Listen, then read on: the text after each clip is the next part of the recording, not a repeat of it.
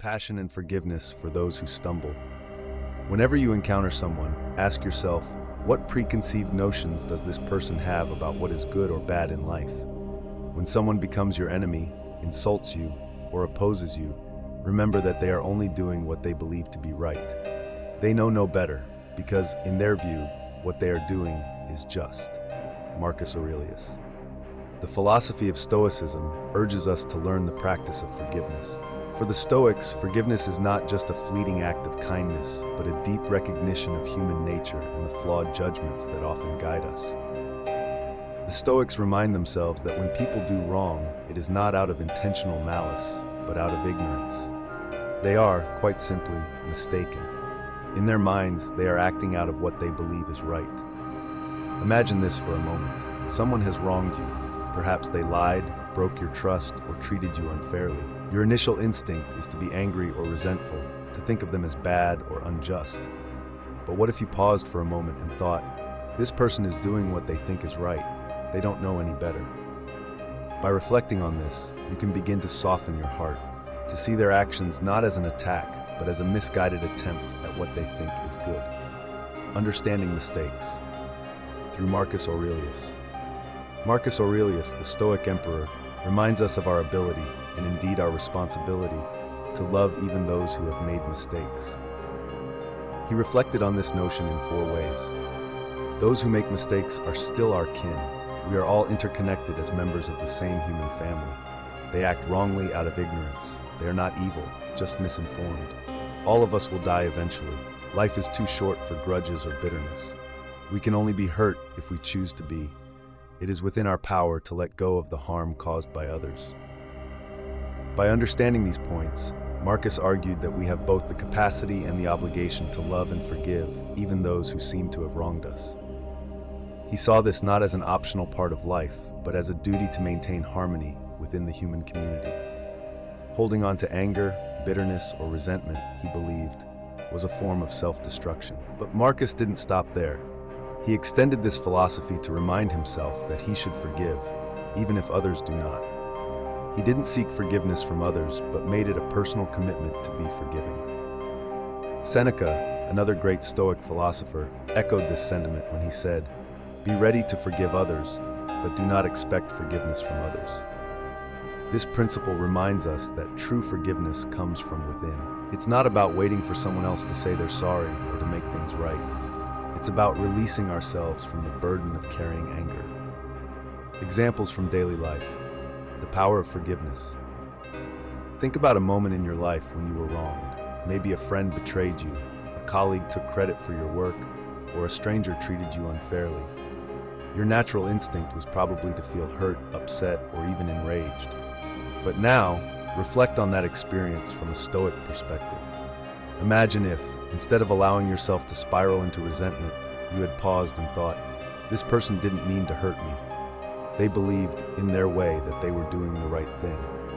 They are just as human as I am, prone to mistakes, misunderstandings, and misguided actions. By seeing the situation through this lens, forgiveness becomes not just possible, but natural. It's easier to forgive when we recognize that the people who wrong us are not our enemies. They are our brothers and sisters, lost in their own misconceptions.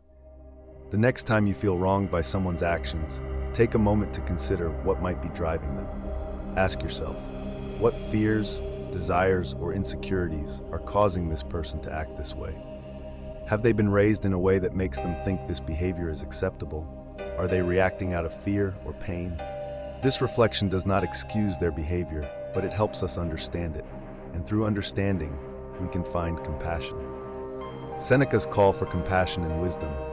Seneca also taught that we should approach those who wrong us with understanding and empathy. He saw those who commit wrongs as being like children, innocent, unaware of the full consequences of their actions. They don't realize that what they are doing is wrong.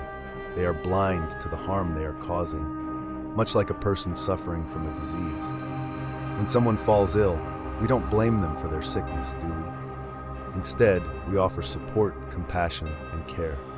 This is how we must view those who act wrongly. They are not evil, but rather sick in their understanding. They are misguided in their judgment and don't fully comprehend the impact of their actions. We can't be angry with them for this, any more than we could be angry with someone suffering from a physical illness. So what is the appropriate response? According to the Stoics, it is one of love, compassion, and forgiveness. Marcus Aurelius offers a simple analogy to explain this. He says that expecting a person not to make mistakes is like expecting a fig tree not to produce figs, a baby not to cry, or a horse not to neigh. These are all natural occurrences. Just as it is in a fig tree's nature to bear fruit, it is in human nature to make mistakes. The naturalness of human mistakes.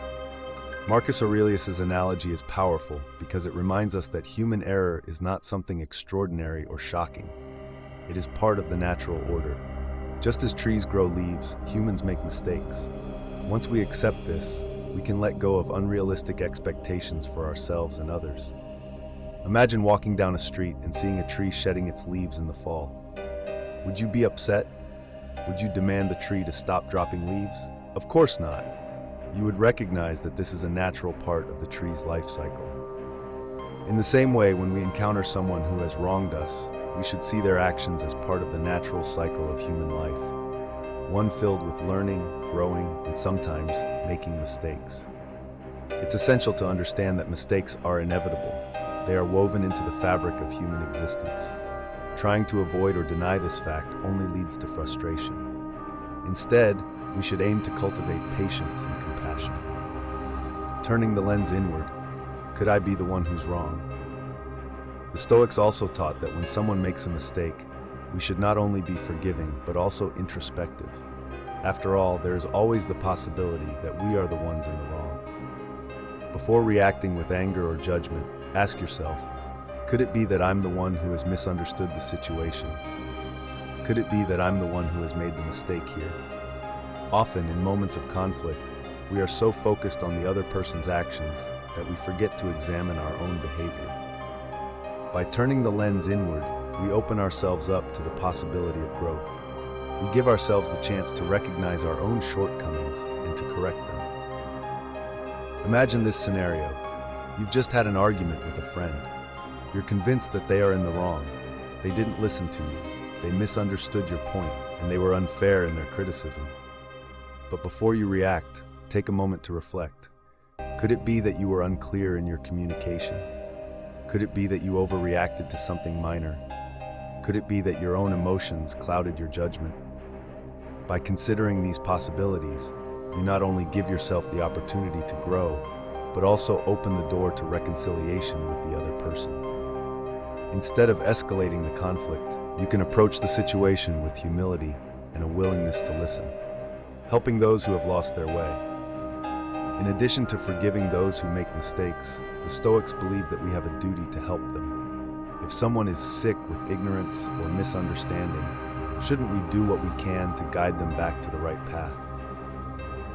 Imagine a close friend who has made a poor decision. Perhaps they've hurt someone else or acted out of selfishness. Instead of condemning them, consider how you can help them see their mistake. Can you offer gentle guidance? Can you help them understand the consequences of their actions? Can you show them a better way forward? Helping others in this way is not only an act of kindness, but it is also an act of self-discipline. It requires us to remain calm, patient, and compassionate, even when faced with behavior that frustrates us.